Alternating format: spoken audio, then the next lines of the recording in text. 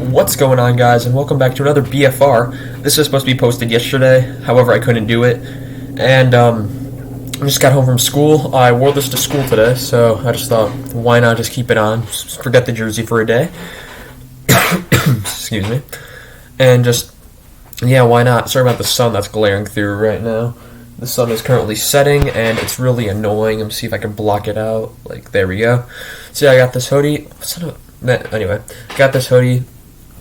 It's got Blackhawks on it. Might as well just keep it on for the BFR. So, Game 14 versus Pittsburgh in Chicago. This was the second meeting between these teams. They are done for the year now, unless they meet in the Stanley Cup Final, which I highly doubt. November 9th at 7:30 p.m. I did not expect Chicago to win this game, so I was very happy when they win 3-2 in a shootout. What I wasn't happy about was how they got there. They moved to 3-9-2. The Pittsburgh outshot them 44-32. Hits were 36-30 Pittsburgh, and then faceoffs were 32-29 Chicago. Fleury saves 42 out of 44 in the win. Fantastic bounce back from Fleury after his first disastrous game in Pittsburgh. And then Jarry saves 30 out of 32. Shootout saves don't count. Hagel is out with a left shoulder injury, so Gaudette was in. Reese Johnson was called up and back in. Entwistle out was with a left ankle injury. The lines have been switched up.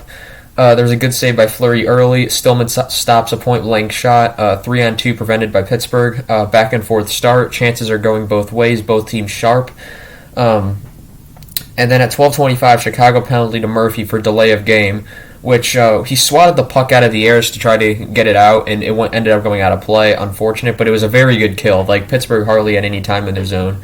Then at 9:13, Pittsburgh penalty to Heinen for hooking, which would be killed. The power play looked good. Jarry makes some good saves on Kane, and then at 3:49, Pittsburgh penalty to Friedman for tripping, which would be killed. The power play went less well, but it was still fine. Kane and DeBrincat had some chances, then Kane missed a chance, and we go to the second period already. One more thing. Pittsburgh has a late chance, but clock runs out. Just saw I written in small right there. And we go to the second. 17:46, a Chicago goal from Jujhar Khaira, his first as a Blackhawk and his first of the year. Kubalik and Tays get the assist, and it's 1-0. So, pair of Hawks with their first goals as a Hawk tonight. Not tonight. It was 2 nights ago now. It was a great pass by Tays, and Khaira was being very physical after the goal. And then Stillman and Aston Reese had a scrum, and then DeHaan hurt on a block shot, but he would return. And then 13:49, Chicago penalty to Tays for slashing, which would be killed. Pittsburgh had a wide open net, but they weren't able to get the puck. Really offensive while shorthanded. The Hawks were. They moving up the ice with chances. Then the Hawks finally seemed to be playing good defense. That was something I never thought I'd write. Hardman had a breakaway saved. DeHaan blocks another shot and could not get back up again. They stopped play. He went to the locker room. He came back again. Absolute warrior DeHaan was. DeHaan played phenomenally. He's a pretty underrated guy. Since he's on a Chicago defense, he's not known for being a great player, but defensively, he can block shots, he can do all the dirty work, and he sacrifices his body to do so. He played with a broken leg last year. He deserves some credit. And then at 4:07, it's a Chicago goal from Seth Jones, his first of the year and his first as the Hawk, from Kane and DeBrincat to make it 2-0. And then Reese Johnson playing physical and had some words with Boyle. Bad offside call near the end of the period, and we go to the third.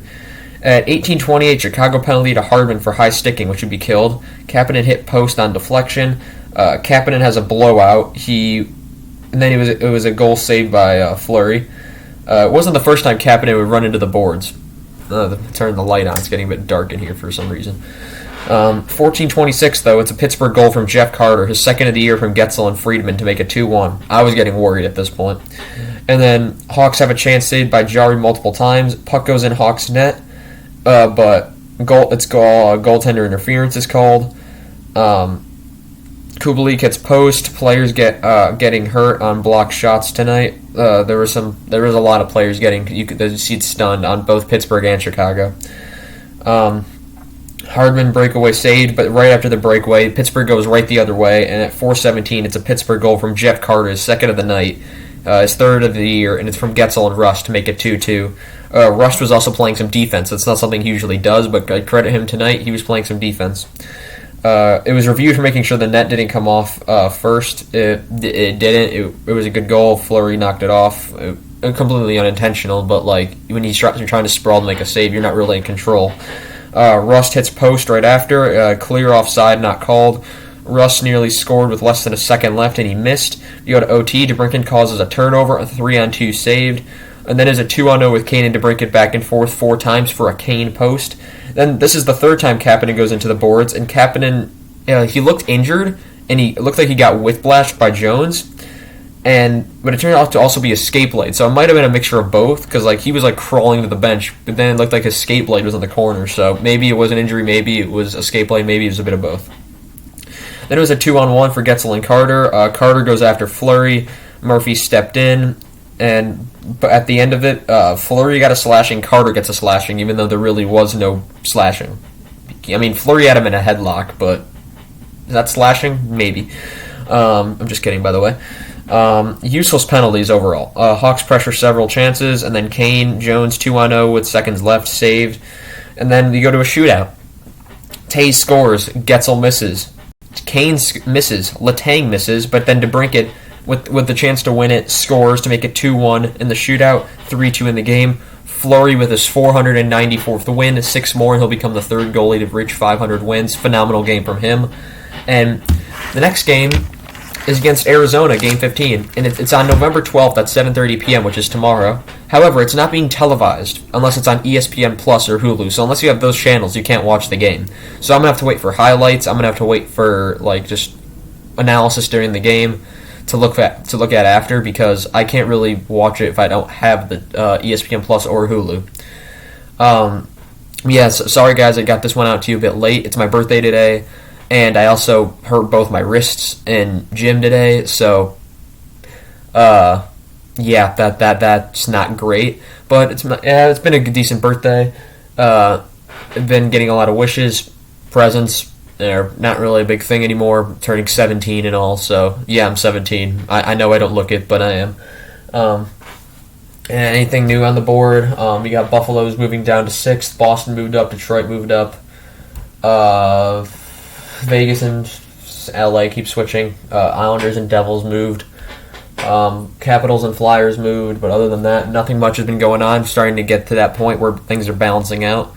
Teams that are going to be good are going to take ahead, and teams that are not are going to fall behind. But that's all I have for you guys today. Thank you guys for watching, and I'll see you all next time. Goodbye.